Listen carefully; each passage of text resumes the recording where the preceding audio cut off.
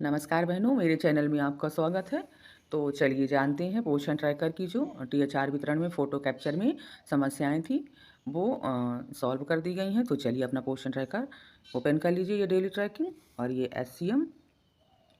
चलिए टीएचआर और एससीएम पर चलते हैं क्योंकि इसी में समस्याएँ थी टीएचआर वितरण में। तो चलिए जानते हैं किस तरह से सॉल्व कर दी गई हैं। ये देखिए, चलिए ओपन करते हैं। अब आपको फ़ोटो कैप्चर नहीं करनी पड़ेगी, एफआरएस आपको नहीं करना पड़ेगा।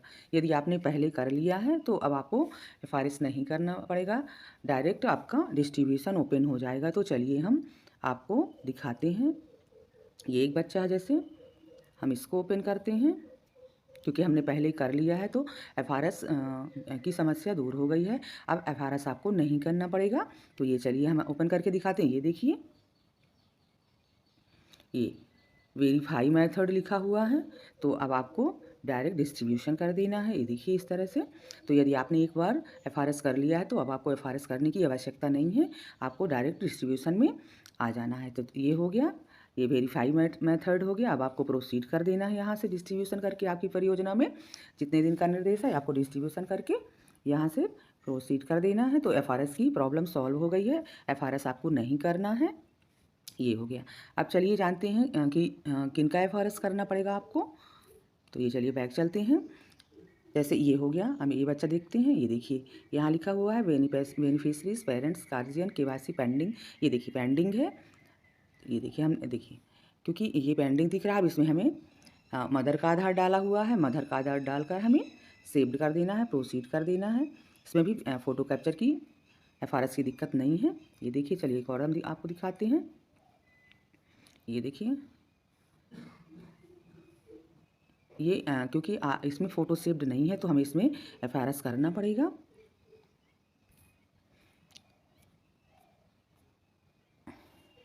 ये देखिए, जैसे ये बच्चा है मेरा, ये देखिए ये भी फ़ोटो सेव्ड है। ये देखिए इसमें भी डायरेक्ट, देखिए ये भी वेरीफाइड मेथड है, आपको चेक कर लेना है। ये देखिए आपको वेरीफाइड मेथड है। यदि आपने एक बार केवाईसी और आधार ऑथेंटिकेशन कर दिया है तो आपको एफआरएस नहीं करना पड़ेगा। देखिए आपकी प्रोफाइल में वेरीफाइड मेथड लिखकर ऑलरेडी आ जाएगा। ये देखिए वेरीफाई मेथड है मेरा, तो इसमें एफआरएस आपको नहीं करना है। तो चलिए इसको दिखाते हैं। ये देखिए इसमें भी ये भी वेरीफाई मेथड नहीं है, आपको चेक कर लेना है, इसको भी एफआरएस करना पड़ेगा। ये देखिए अब इसमें क्या समस्या है। ये देखिए आपको इसमें लिखा हुआ है use the same Aadhaar number as on beneficiary profile to complete the KYC process. इसमें आपको एक चीज़ और ध्यान रखना है कि जो आपके बच्चे की प्रोफाइल में आधार नंबर डला हुआ है, तो आधार नंबर के साथ में मोबाइल नंबर डला हुआ है, तो वही मोबाइल नंबर आपको अपडेट कर लेना है। क्योंकि जब आप आधार वेरीफाई करोगे तो आपका यदि दूसरा मोबाइल नंबर होगा तो आपका आधार ऑथेंटिकेशन नहीं होगा। तो आपको जो आपके आधार में मोबाइल नंबर डला हुआ है वही आधार आपको अपडेट कर देना है। इसके बाद आगे की प्रोसेस करनी है। और इसमें भी देखिए ई केवाईसी इसकी पेंडिंग है। अब आपको फेस कैप्चर नहीं करना है, यहाँ से उसका आधार नंबर डाल के और आपको ऑथेंटिकेशन कर देना है। तो इसी तरह से आपको एफआरएस की प्रॉब्लम सॉल्व हो गई है, एफआरएस आपको नहीं करना है। चलिए अब हम देखते हैं दूसरा बच्चा।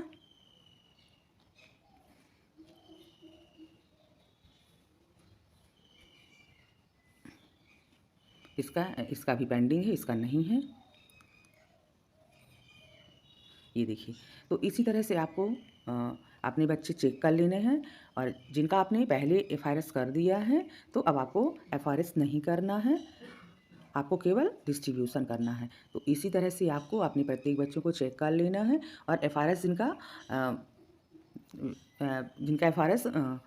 एफआरएस और ऑथेंटिकेशन हो चुका है तो आपको अगले मंथ से आपको एफआरएस नहीं करना है, वो ऑलरेडी ये देखिए वेरीफाइड मेथड लिखकर आ जाएगा। तो इसी तरह से आपको प्रत्येक बच्चे चेक कर लेने हैं और कर लेना है। यदि मेरा वीडियो यूज़फुल लगा हो तो लाइक और सब्सक्राइब करें तथा अन्य भाइयों तक शेयर करें।